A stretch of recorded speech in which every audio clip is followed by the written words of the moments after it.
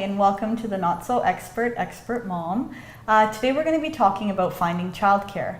Now this is something very difficult for parents because you're basically looking for someone to take your role for 10 hours of the day. So I brought in Sandra Christidas, who is the Area Supervisor for WeeWatch Vaughan Caledon, to come to help us answer some questions on how to find some childcare. Hi everybody. Thanks for having me. Welcome. Well, thank you for coming. So if you could first talk about your role with WeeWatch. Great, yes. I have been actually with WeeWatch for over a year now, and the role that I play is matching a parent with a home care provider. So we have a lot of parents calling in. They find us through marketing resources, and what we do is match them with a provider available in their location so they're not traveling too far to take their children into care. The great thing about being with WeeWatch is that as a parent, you are choosing the provider you want your child to be with. So we send you out to see a minimum of 3 providers in your area, and the visit takes place within the provider's home. At that point, the parent asks many questions that we'll be going through in a minute. And at that point, you hope that there is a connection between the parent and the provider. The parent then chooses the provider, we register the child, and the daycare begins. Fantastic. Yeah. I actually met Sandra because I am a provider through WeeWatch. Mm-hmm. And with the interviews that I've had sent, there has not been one parent who has asked me the same question or even similar questions as other parents.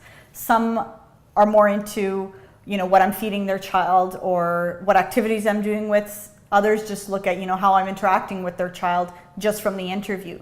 So I thought we'd go over some of the questions that, parents should be asking their providers to ensure you're finding the right provider for your child. So my first question to you, Sandra, is what should a parent look for in a provider?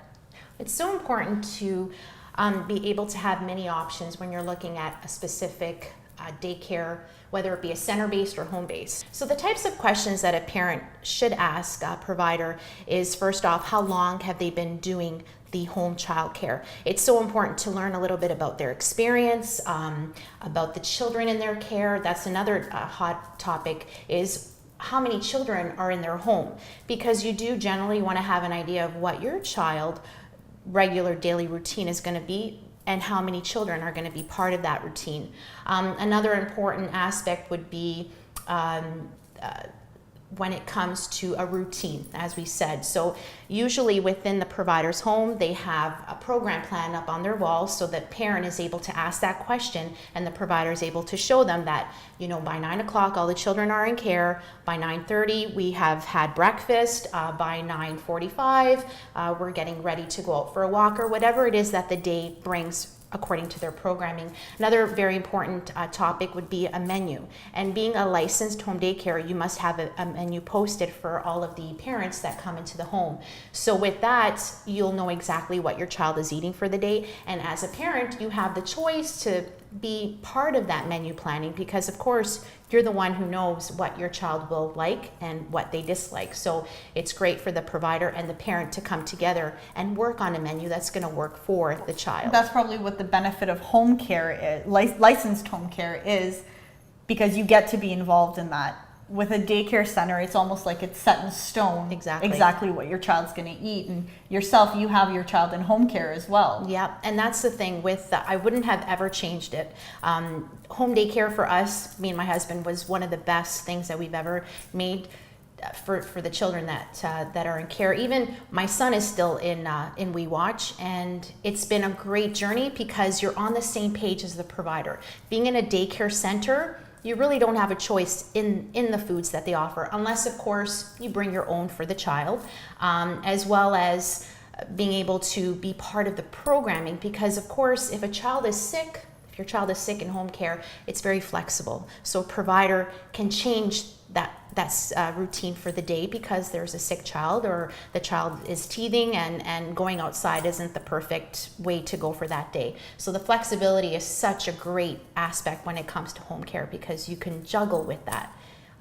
So that's a benefit right there, very important.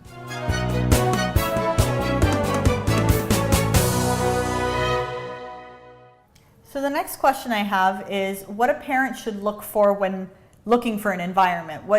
what sorts of things should they look out for? Well, it's really important as a parent when you're walking into the provider's home, you want to be able to look at all the areas within the area of care.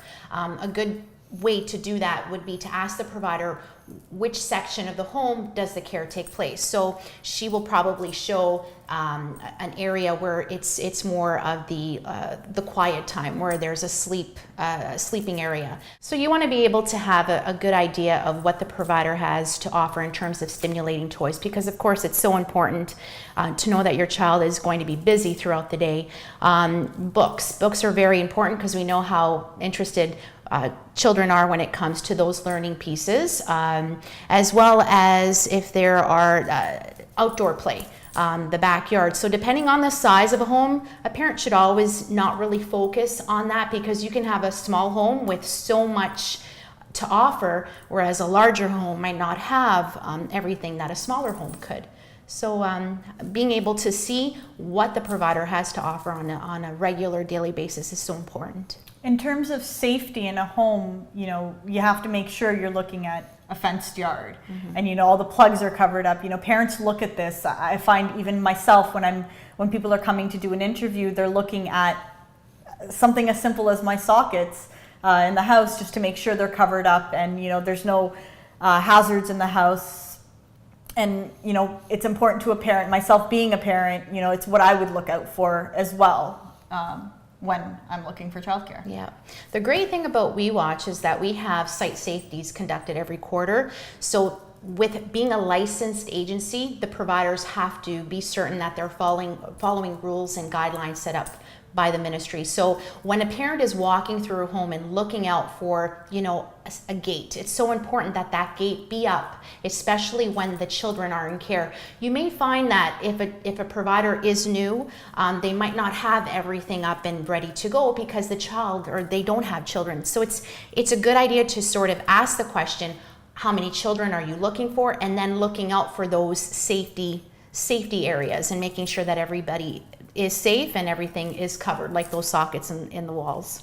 You know, you've mentioned a few times now licensed. Can you tell our audience what the difference between a licensed provider and an unlicensed provider is? Because I think that's very, very important for people to know. Well, I'm glad that you asked that question, only because a lot of providers are available to provide care out of their home, but it's so important that they are licensed because they are following the guidelines set through the ministry. You may find a provider who offers care to over 10 children with the requirements set through the Day Nurseries Act. The maximum is 5 children per household. That includes even the provider's own child. They can only look after 3 children under the age of 3 because it's so important to be able to give that one-on-one. There it is, the safety about it too. So being licensed, what that means is that you're constantly being checked up on. There's a home visitor that goes out to the home on a monthly basis to ensure that everything is being followed. And then, as I said, that quarterly site safety to make sure that everything is working, the fire alarm, just everything that has to do with the safety part of it. Another thing that we do so that way the parent doesn't have to worry about this is we do screening.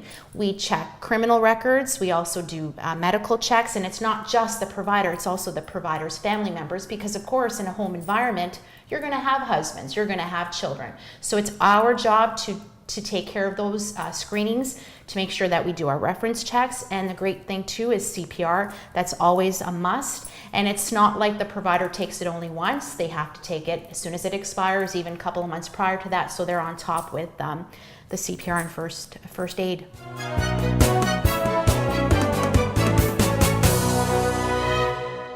So for parents, what questions should parents ask when they're going into the home to ensure that that specific care is best for their child?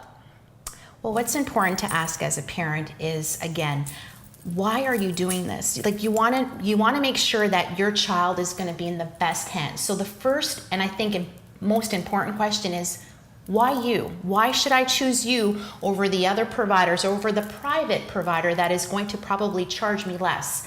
But they're also, sorry to cut you off, but they're almost being that second parent to your child, because they're spending 10 hours, waking hours with your child, whereas you might only be spending 2 or 3 during Right. the week. So yeah, it is. It's so important. And you know, when you're conducting these interviews with the providers, you have to feel so good with the decision that you make, because ultimately your little one can't decide. The decision is based on what you feel you get from that provider. So being able to ask these personal questions like why you, and give me some experience. How many children have you looked after in the past? Describe a typical day, because that's so important.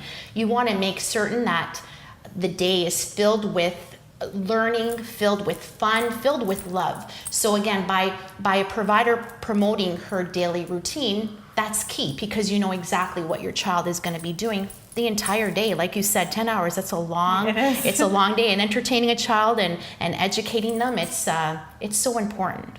Definitely. Yeah. Now, this is probably something that's, you know, as a provider myself, it can get a little annoying. I hope that's the right word to use. You know, how should a parent prepare themselves and prepare their child when going into childcare? Because I've had parents, you know, come in and stay for, you know, 45 minutes to an hour and linger while on the first day that they're dropping off their child. And, you know, for a provider, it's very difficult. And for the parent, it is as well. And actually, it's harder on the child as well. So if you could offer some advice maybe to the parents on how they should prepare their children for the first day of childcare and how they should prepare themselves for the first day of childcare. That's a great question, Wafa. One thing that WeeWatch does offer is staggered care. So the child is not attending the care right up front for the 10 full hours. It's a staggered start where they're there for 3 hours one day, 5 hours on day number 2, and then like a full day on day number 3. So what we tend to tell our parents is you can definitely stick around for the first 10-15 minutes. I think it's important because you don't want to just disconnect the child, although sometimes it's probably the best thing to do, because you want your child to know that you trust this person that's looking after them. But by sticking around, it's just making things more difficult. You want the provider to feel comfortable with the child, with her daily routine, and having the parent stick around for longer than the 10-15 minute mark is just showing your own child that you're going to be sticking around every day. And then when you leave for the day, it will even make it more difficult for your child to be comfortable in the provider's home. So another thing to consider too, because usually a mother is on mat leave for 1 year, and when it comes to sleep time, you know, you're not on a schedule, but we usually tend to tell the parent that 1 month prior to the child starting full-time care, sticking to a routine. So waking up the time that you would normally wake up to get ready for the day for work, and then also in the evening getting the child to sleep, so that way there is a consistent schedule and it doesn't just throw off the child. You want it to be as easy as possible for the transition for the child. So I hope that this helped. Thank you so much, Sandra, for being here. You're welcome. And answering these questions. And I hope this was helpful to all of you, and we hope to see you soon. Great.